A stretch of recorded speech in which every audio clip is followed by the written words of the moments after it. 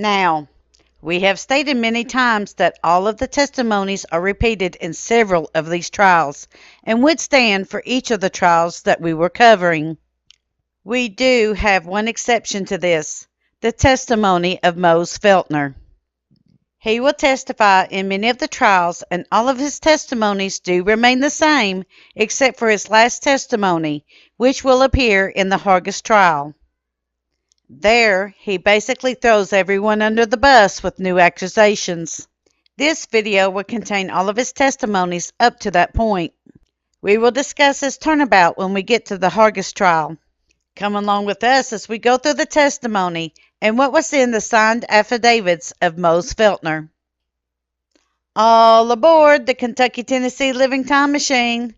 Please fasten your seatbelts and keep your arms and legs inside of the vehicle at all times. But to get going, we need your help. We still need to fire up that time machine to transport us. Please help us by clicking on the like, subscribe, and bell notification buttons down below. Not only does this fire up the time machine, but it convinces YouTube that we need a bigger time machine to reach more people who love history as much as you do. Now, back to our story. The meeting of sinister minds. Nothing happened in a vacuum when it came to Breathitt County. There was no such thing as an unsanctioned murder or crime. Either you were on the Hargis side of the feuds or you were not. It was just that simple. And those that dared to cross or come against them met with feudal justice. When the plan of the murders started taking shape, there were meetings and conferences held to discuss the matter. Mose Feltner will walk us through the planned meetings that were held to discuss the murders of J.B. Markham and James Cockrill. According to the Daily Public Ledger, they relayed the testimony of Mose Feltner that appeared in the Courier-Journal. Quote, Feltner said that on the night in question, he and John Abner and John Smith left the boarding house of Lewis Hayes to go to the Hargis store for the conference. They arrived at the store somewhat early, as the lights were still burning, and they proceeded to the post office, where they remained for a few minutes, then went on to the store and upstairs to the office. When asked why he and the others had not entered the store while the lights were burning, Feltner said that it had been agreed before that neither he nor any of the others should enter the store while the clerks were on duty, but to wait till the lights had been extinguished, which would be the signal that all of the clerks had gone home. He said that this had been agreed on at the conference held the night before, when only the killing of Markham was discussed. Tom White was present at that conference, unquote. So, why didn't they want anyone to know who was going in and out of the Hargis Brothers store office? Was this to protect the Hargis Brothers from their crimes? Were the secret meetings after the clerks left to keep them from having to testify against the Hargis Brothers? Now, having worked in several stores over the years, I can tell you that when the main lights go off, that does not mean that everyone has gone home yet. There is a lot to do before the doors are locked up for the night. Cash registers have to be counted, coolers and some shelves need to be stocked, final sweeping of the floor needs to be finished, or just some of the last-minute things that need to be completed for the morning shift. Did the Hargis Brothers store have the same end-of-night touch-ups, or did they simply go home after their last customer left for the night? And if they were still in the store, how did they not notice the men standing at the post office section? The placement of weapons. One of the essential elements to any crime planning would be what weapons would and should be used. Mose would testify where he saw the weapons, where they were moved to, and why they were moved.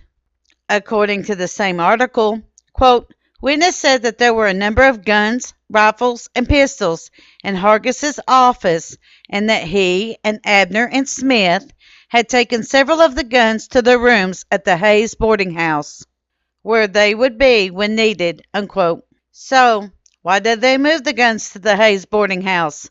Was this to make sure that if there were any shootings or arrests that were made, that the Hargis brothers would remain in the clear? The Conspirators Meeting. Feltner would testify that there was some disagreement about who should be shot first, Cockrill or Markham. This would be important as it seems that both men were marked for death. According to the same article, quote, witness said that during this conference, while he, Jim Hargis, Ed Callahan, and Abner and Smith were in the room, Alex Hargis came in and asked what had been done. Callahan told Alex Hargis nothing had been agreed upon at that time. Witness said only that the killing of Markham had been discussed up to that time. Alex Hargis entered the room. Alex Hargis proposed that Jim Cockrill be killed first, and that Markham would become scared and leave the country and would not have to be killed. Jim Hargis would not agree to this and insisted that Markham be killed and that Cockrill would be killed later. Witness said that Callahan agreed to this plan and said that Markham should be killed first, and that he was the attorney against him in a court of appeals in a case which involved about $40,000, and that the case would come up within a few days from that time, and urged Markham's death to be agreed upon by all parties, unquote. Now, this is very interesting. Callahan was involved in a case in which there was $40,000 on the line?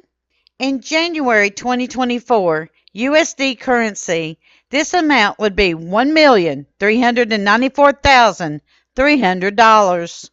That was quite a bit of money to have to hand over if the case was lost. And Callahan most likely felt that if Markham was killed, that the case would have to be dropped against him. At this time, we could not find the case in which Callahan is referring to. Perhaps later the case will become available online. It is interesting that Alex Hargis suggested the death of Cockrill first so that Markham could be run out of the country. Was this an attempt to spare Markham? If the hatred that the Hargis brothers felt against Markham was over an accusation that happened many years ago, why did they feel that it would not go away until Markham was dead? Would it have not been better for Markham to remain alive and retract his accusation against the men? The reason behind the death of James Cockrill. One of the more confusing and interesting motives was that behind the death of James Cockrill, the town marshal. Was this death because of the fact that Tom and James Cockrill defended Markham during an argument while depositions were being taken? Or could it have been for another reason entirely? According to the same article, Feltner gives us an alternative reason for the death of Cockrill. Quote, witness said that during this conference, Alex Hargis said that with Jim Cockrill dead, it would be an easy matter to hang Tom Cockrill, who was then in jail for the murder of Ben Hargis, but that it would be impossible to hang Tom Cockrill if Jim Cockrill should be present at the trial, unquote. So with this, we have to backtrack a little. Benjamin Hargis and Tom Cockrill had gotten into a shootout at a Blind Tiger. Cockrill was wounded, but Hargis was killed. Ben Hargis happened to be the brother to Alex and James Hargis. There would certainly be a cause to want to see, quote, legal justice, unquote, for the death of their brother. And the only way that they felt that they could get this justice was to prevent Tom's brother James from testifying in the case. It is also noteworthy to discover that Markham had taken Tom Cockrill's case pro bono, which would also add yet another reason for the Hargis brothers to hate Markham. In next week's video, Feltner will reveal the plot behind the disappearances of the witnesses. We will also dive into his arrest and trial before he will testify in the Hargis case. Thank you. We at Kentucky Tennessee Living would like to thank you for watching our video series on the Appalachian feuds. Don't forget to hit that like button, as the more likes we receive, the more likely YouTube is to suggest our videos to other viewers. Also, to receive notice when we upload a new video, be sure to subscribe and click the bell notification button. We thank you for continuing to support Kentucky Tennessee Living as we are discovering the mysteries in Appalachian history.